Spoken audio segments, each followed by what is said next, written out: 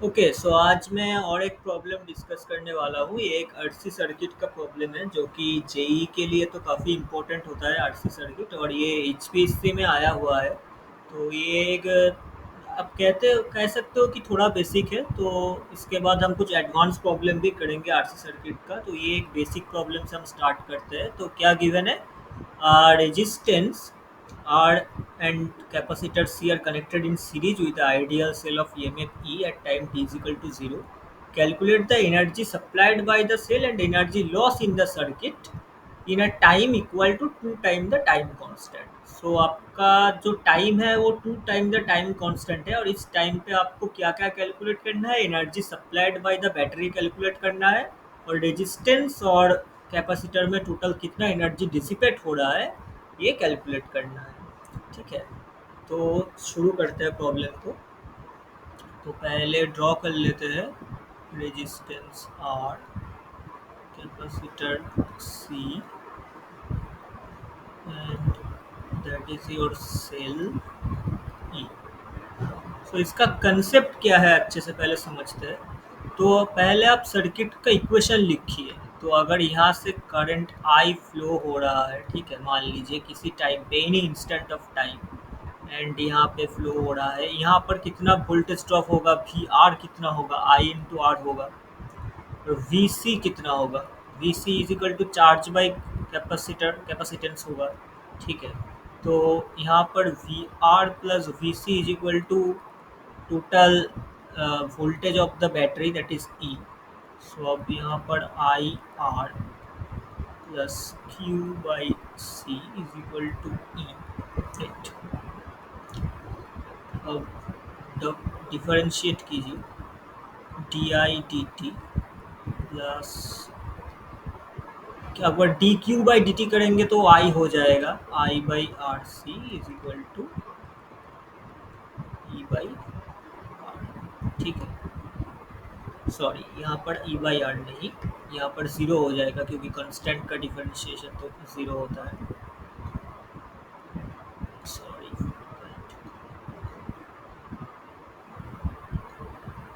तो ठीक है, यहाँ पर zero. So D I D T is equal to minus I by R C. ठीक है, तो यहाँ पर आप आर सी को आप इस सर्किट का टाइम कांस्टेंट बोलते हैं, that is tau. Tau is equal to R सी।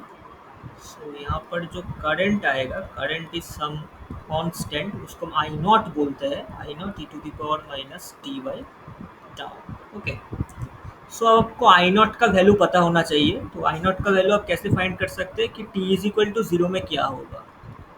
अब T is equal to zero में क्या होगा? देखिए, क्या जब टाइम जीरो है, जब आपने ये सर्किट को स्विच ऑन किया, तो यहाँ से करंट फ्लो होने लगेगा, और कैपेसिटर में कोई भी चार्ज नहीं है। अगर कैपेसिटर में कोई भी चार्ज नहीं होगा तो कैपेसिटर के अक्रॉस जो वोल्टेज होगा वो जीरो होगा इनिशियली। ठीक है, अगर कैपेसिटर में कोई चार्ज नहीं है तो ये कोई रेजिस्टेंस, यानी कि बैक ईएमएफ जो हम कहते हैं, तो यहाँ पर कोई मतलब करंट फ्लो के लिए कोई हिंड्रेंस नहीं है, करंट फ्रीली फ्लो हो पा रहा है। तो T is equal to zero में जो करंट होगा, जो आई नॉट होगा, वो सिंपली ई बाई आर होगा, क्योंकि कैपेसिटर का कोई काम ही नहीं है।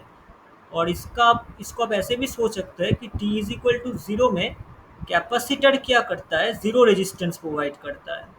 ठीक है, जीरो रेजिस्टेंस प्रोवाइड करता है। ठीक है, और एक बात भी मैं बता देता हूँ, जो T is equal to infinite हो जाएगा, मतलब लॉन्ग, वेरी लॉन्ग टाइम के बाद जो कैपेसिटर के अक्रॉस जो रेजिस्टेंस होगा वो इनफाइनाइट हो जाएगा। जो रेजिस्टेंस होगा वो इनफाइनाइट हो जाएगा। मतलब अगर आप लॉन्ग टाइम पर देखेंगे तो ये पूरा कैपेसिटर जो होगा, कैपेसिटर के अक्रॉस भी पोटेंशियल ई हो जाएगा। ठीक है, तो यहाँ पर ई पोटेंशियल है, यहाँ पर ई पोटेंशियल है, तो मतलब ये और ये कैंसिल हो जाएगा, तो करंट कोई फ्लो नहीं करेगा। तो T is equal to infinite पर current is equal to zero हो जाएगा। ठीक है, तो ये T is equal to zero का केस है, ये T is equal to infinite का केस है। ये चीज़ें आप याद रखना, ये ज़रूरी है। तो ठीक है, हमारा करंट का इक्वेशन आ गया। अब हम सॉल्व करते हैं। Okay, so I is equal to E by R E to the power minus T by tau. अब एनर्जी आपको कैलकुलेट करना है। सो आपको ई वन मान लीजिए, E1 आपका कौन सा एनर्जी है कि बैटरी से कितना एनर्जी सप्लाई हो रहा है। तो बैटरी से कितना एनर्जी सप्लाई हो रहा है ये आप कैसे कैलकुलेट करते हैं। बैटरी का पोटेंशियल डिफरेंस क्या है, E into I into D T. Okay, so यहाँ पर आई का वैल्यू लिखिए, E into E not by R to the power minus T by tau D T equal to E not square by R. और आपका यहाँ पर limit भी put कर दीजिए, 0 to 2 टाउ लिमिट है, minus T by tau into D T. ठीक है, तो E not square by are, यहाँ पर टाउ आ जाएगा इंटीग्रेशन के बाद जो कि आर सी है। ठीक है, to the power 0 to, sorry यहाँ पर एक नेगेटिव साइन भी आएगा इसलिए हम लिमिट को उल्टा कर रहे हैं। तो E not square, E not square into C into 1 minus to the power minus T. Okay, तो ये आपका बैटरी जो है टोटल इतना वो एनर्जी सप्लाई कर रहा है, दैट इज। अब एनर्जी कैसे लिखते हैं, एनर्जी होता है आई इंटू वी, तो यहाँ पर I is a function of T है, तो integral of I B D T ऐसे लिख रहा है। ठीक है, क्योंकि एनर्जी का डायमेंशन क्या होता है, I into V into D T, I square R D T. ठीक है, अब आप कैलकुलेट कर सकते हैं E2 की रेजिस्टेंस के अक्रॉस कितना पावर डिसिपेट होता है। रेजिस्टेंस का अक्रॉस जो पावर डिसिपेट होगा वो होगा I square R into D T 0 to 2 tau. ठीक है, तो आई स्क्वायर मतलब I naught square R E to the power minus 2 t by tau D T 0 to 2 tau. ठीक है, तो E not square by R divided by 2 by tau के जगह हम आर सी लिखते हैं, E to the power minus 2 t by tau 2 tau to 0। हम negative sign को यहाँ पर एब्जॉर्व कर रहे हैं इसलिए 2 टाउ टू 0 हो गया लिमिट। ठीक है, तो यहाँ पर आपका आ जाएगा E not square C by 2 into 1 minus E to the power minus 4। ठीक है, तो ये E1 जो है ये आपका बैटरी सप्लाई कर रहा है, E2 क्या है, रेजिस्टेंस के अक्रॉस डिसिपेट हो रहा है। तो कैपेसिटर के अक्रॉस कितना एनर्जी डिसिपेट होगा, वो सिंपली हो जाएगा E1 minus E2। Okay, but आप ये कैलकुलेट करके देख भी सकते हैं अगर आपको, आप एग्जाम में हो, एग्जाम पर्पस के लिए ये प्रॉब्लम सॉल्व कर रहे हो कॉम्पिटिटिव एग्जाम के लिए, तो डायरेक्ट आप E1 माइनस E2 करके एनर्जी निकल सकते हो कि कैपेसिटर के अंदर इतना ही एनर्जी डिसिपेट होगा। लेकिन हम यहाँ सॉल्व करके देख लेते हैं। ठीक है, तो अब कैपेसिटर की बारी है। कैपेसिटर के अंदर मान लीजिए कि इतनी एनर्जी डिसिपेट हो गई, तो कितना होगा। तो ये थोड़ा सा ट्रिकी है क्योंकि देखिए यहाँ पर आई, यहाँ पर क्या था, I naught to the power minus T by tau. So I is D Q by D T is equal to I naught to the power minus T by tau. तो यहाँ पर आप करंट भी फाइंड कर सकते हैं, that is Q is equal to I not E to the power minus T by tau D T, और यहाँ पर इंटीग्रेशन कर देना 0 से, मान लीजिए कि टी टाइम तक अब फाइंड कर रहे हैं। ठीक है, तो I naught tau E to the power minus T by tau T to 0। Actually मुझे यहाँ पर टी प्राइम लिखना चाहिए एक्चुअली, क्योंकि नहीं तो सेम हो जाएगा। T prime I not E to the power T prime by tau, T prime by tau.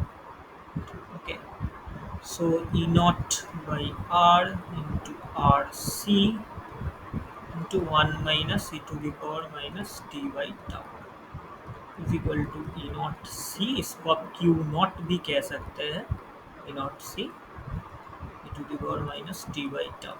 तो इसका कुछ प्रॉपर्टी हम देख लेते हैं कि टी इज इक्वल टू 0 में आपका चार्ज 0 है। ठीक है, टी इज इक्वल टू 0 में E to the power 0 1, 1 minus 1 0, और T is equal to infinite में ये ई नॉट सी है, तो ये कुछ ऐसे बढ़ेगा एक्सपोनेंशियली और यहाँ पर सेचुरेट कर जाएगा। ठीक है, तो यहाँ पर ई नॉट सी पे सेचुरेट कर जाएगा। तो ये इसका मैक्सिमम वैल्यू है जो कि क्यू नॉट है। ठीक है, तो वोल्टेज एक्रॉस कैपेसिटर क्या होगा, that is equal to Q by C is equal to E not 1 minus E to the power minus T by tau. तो ये कैपेसिटर के अक्रॉस आपका वोल्टेज है। कैपेसिटर के अक्रॉस वोल्टेज इस टाइप से वेरी करेगा। ठीक है, तो आपको अब एनर्जी निकालना है। तो एनर्जी कैसे निकालेंगे, तो एनर्जी निकालने के लिए आपको कैपेसिटर का जो फॉर्मूला है वो पता होना चाहिए।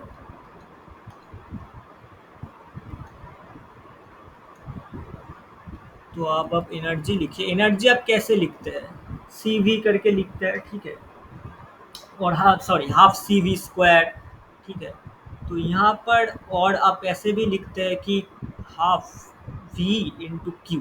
ठीक है, वी इंटू क्यू, क्यू के जगह सी वी लिखते हैं। तो C V D V integral is equal to C V square by two ऐसे लिखते हैं। ठीक है, तो यहाँ पर भी हम सेम टेक्निक लगाएंगे, that is V integral of V into D Q. D Q के जगह आप सी वी डी वी लिखते हैं, डी क्यू के जगह आप सी डी वी लिखते हैं। ठीक है, नॉर्मली ऐसे आप एनर्जी कैलकुलेट करते हैं। तो यहाँ पर आप डी क्यू लिख देंगे और यहाँ पर वी लिख देंगे। तो अब वी क्या है, वी है E naught into 1 minus E to the power minus T by tau, ये आपका वी है। और डी क्यू क्या है, क्यू का फॉर्म देखिए, Q is equal to Q not E to the power minus T by tau. So D Q is equal to q naught tau e to the power minus t by tau dt, right. So यहाँ पर q not लिखिए, यहाँ पर e to the power minus t by tau लिखिए, यहाँ पर एक extra tau भी है, और dt ये 0 to 2 टाउ इंटीग्रेट होगा। ठीक है, तो q is equal to E naught C है और E not square by C, sorry यहाँ पर टाउ डिनोमिनेटर में आएगा, सॉरी डिफरेंशिएट कर रहे हैं तो टाउ यहाँ पर डिनोमिनेटर में आएगा, टाउ। ओके, सो यहाँ पर हो गया। अब यहाँ पर इंटीग्रेट करना है 0 to 2 tau e to the power minus t by tau minus e to the power minus t by 2t by tau dt। Okay, so यहाँ पर अब E not square C by R into एक R C, integration के बाद automatic आ जाएगा क्योंकि tau ऊपर चला जाएगा। तो यहाँ पर ऑटोमेटिक लिख दिया हमने आर सी, और यहाँ पर जब आप इंटीग्रेशन करोगे ये आएगा 1 minus to the power minus 2 minus 1 minus to the power minus 4। Okay, ऐसे आएगा। सो फाइनली आपका जो रिजल्ट आएगा वो आएगा ई नॉट स्क्वायर सी बाई 2, और यहाँ पर एक 2 भी आएगा क्योंकि यहाँ पर E to the power minus 4 divided by, okay, तो E not square C divided by 2 into 2 into 1 minus e to the power minus 2 minus 1 minus e to the power minus 4। Okay, तो ये आपका वैल्यू आ गया, और आप ये check कर सकते हो कि ये एग्जैक्टली E1 माइनस E2 है, जो कि होना भी चाहिए। ठीक है, तो अब अगर एग्जाम पर्पस में हो, अगर आपको कैपेसिटर के अक्रॉस कितना एनर्जी डिसिपेट हो रहा है कैलकुलेट करने को बोले, तो आप डायरेक्ट रेजिस्टेंस के अंदर कैलकुलेट करो, क्योंकि रेजिस्टेंस के अंदर कैलकुलेट करना इजी है, I naught square into R into D T. ठीक है, और आई का इक्वेशन सिंपल है, because I is equal to I naught to the power minus T by tau. तो ऐसे आप कैलकुलेट कर सकते हो, और अगर आप अगर ऐसे कर सकते हो कि ऐसे करना चाहते हो तो ऐसे भी कर सकते हो। पर यहाँ पर आपको v का इक्वेशन लिखना होगा, फिर dq का इक्वेशन लिखना होगा, फिर ये दो टर्म आएंगे उनको सॉल्व करना होगा। ठीक है, तो ऐसे आप कर सकते हो। तो ये आपका टोटल सोल्यूशन है, और ये एक आरसी सर्किट का एक मतलब बेसिक कंसेप्ट के ऊपर बेस्ड प्रॉब्लम है। मैं इतना भी आसान नहीं बोलूँगा, बट ये बेसिक कंसेप्ट के ऊपर है। और हम एक और भी अच्छा कुछ प्रॉब्लम करेंगे आरसी सर्किट और एलआर सर्किट के ऊपर बेस्ड प्रॉब्लम भी करेंगे। तो या that's it for today. And आपको कुछ और मतलब कमेंट है इसके ऊपर तो आप कमेंट कर सकते हैं। सो या थैंक यू।